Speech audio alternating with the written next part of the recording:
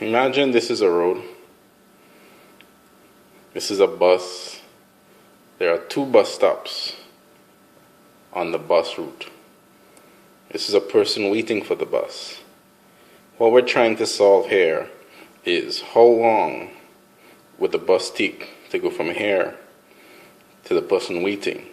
How does this person know that the bus will take 5 minutes, 10 minutes, maybe even 15 minutes? This is a problem of localization of the bus itself to determine where the bus is, and estimation as to how long it would take the bus to get to its point, to this particular bus stop.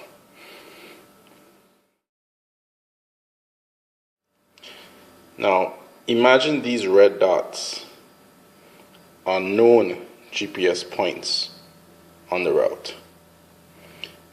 These points represent data that we've collected by driving the route and collecting points 1 second apart. And we know the exact GPS location of these points on the route. We solve the problem of localization by estimating how close this bus is to every point. We like to term this solution a modified breadcrumb particle filter, because, of course, this forms a breadcrumb location, a stream of points that the bus travels. We also use some Bayes rules, Bayes theorem, to solve the problem by increasing the probability of the location of the bus using a normal probability distribution. The first problem we're trying to solve here is a problem of localization. Where exactly is this bus? We solve this problem by using Bayes' theorem and a modified particle filter, which we like to term the breadcrumb particle filter, since it's actually following breadcrumbs, which I spoke about before. Now, most of these transportation systems do not allow pedestrians to have access to the GPS on the transportation system, whether it be a bus or a train or whatever it is. They normally do not allow passengers or pedestrians or anyone that wants to use the bus access to the GPS location. Now, we have went ahead and solved this by using what we call crowdsourced GPS locators. We do this by looking at the GPS, the shared GPS locations of persons on the bus that are sharing their GPS location using their mobile phones. Right? We propose that a mobile app be created that allow the persons to all share their location. Now, we estimate where the bus is by measuring these readings to every point, every breadcrumb point on the route.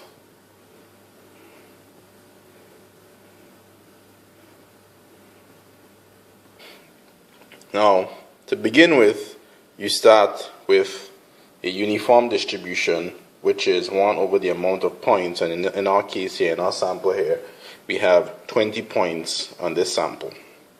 Right? Now, we start with, as I said before, uniform distribution, and we factor in this formula, which is the prior probability, which is 1 over 20 of that point, of the point in question. You then subtract the distance that you calculate here. You subtract that distance from the same probability. You multiply that distance, the same probability, and then you subtract that from the same prior probability, giving you weight. Right? You do this iteratively for every device. So for every point, every device, you measure that distance to every point and augment the distribution. So at first measurement, they all have a probability uniform, 1 over 20. 1 over 20. They all have 1 over 20. Right? And as you iteratively go and you measure and you apply this formula, the probability would change. Could change to 1 over 36 or 1 over 45 or 1 over 48, 1 over 50. And you do this for every device. So you end, when you're done with all devices, you may end up with a distribution that looks something like this.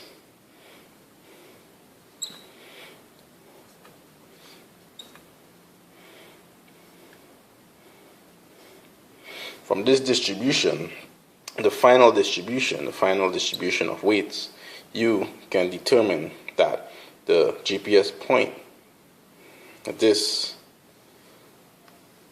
point here is the location of the bus, right? So imagine this GPS, this box here represents this point. This is how we determine the location of the bus. This is how we localize the bus, right? We take the point that has the highest weight.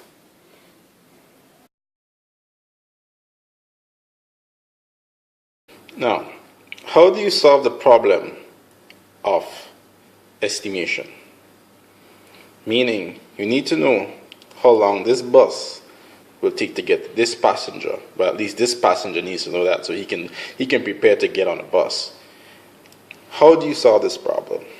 Well, what we have devised is, since we know the exact GPS location of every point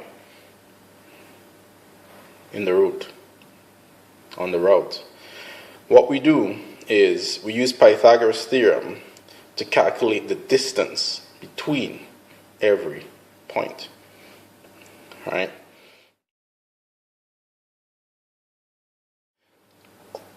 We use to determine the time it would take to get for that bus to get to that passenger. We use a physics formula of the distance that you have to travel divided by the speed. Okay. We know how to calculate the distance by knowing the distance between every point. So by summing all these distances, we now know the distance that this bus has to travel to the person. But how do you determine the speed? How do you know how fast this bus is traveling? While still factoring in the fact that the bus will probably stop at this bus stop and maybe slow down at the corner, maybe slow down here, who knows. They might stop here for an old person crossing the road, and then you might finally get to this other bus stop.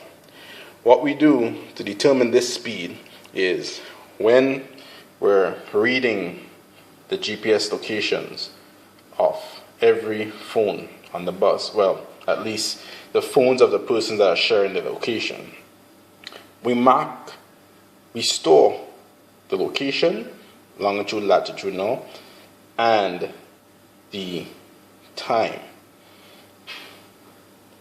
And this also, we store the speed at that point, the speed that they're traveling at that point, right? To determine the speed of the bus, we average over all the different speeds that we've stored for the devices that are on the bus. And that's how we determine the speed, the average speed that the bus is traveling, right? So we take this distance of all the points, stick it in this formula. The speed at every point that we take a reading for all the devices, put them in this formula. And this is how we come up with the time it would take for this bus to get to this passenger. This is how we solve the problem of localization of the bus and estimation of how long this bus will take to get to this passenger. And hopefully, this passenger is very happy when he can tell that this bus will take 15 minutes. You can probably read a book. You can probably go buy something to eat. This is a problem that has been tried by many people over the years to solve. And this is how we came up with the solution to solve this problem. Once again, using Pythagoras theorem, Bayes' rule, probability distribution, and a modified particle filter. Thank you very much.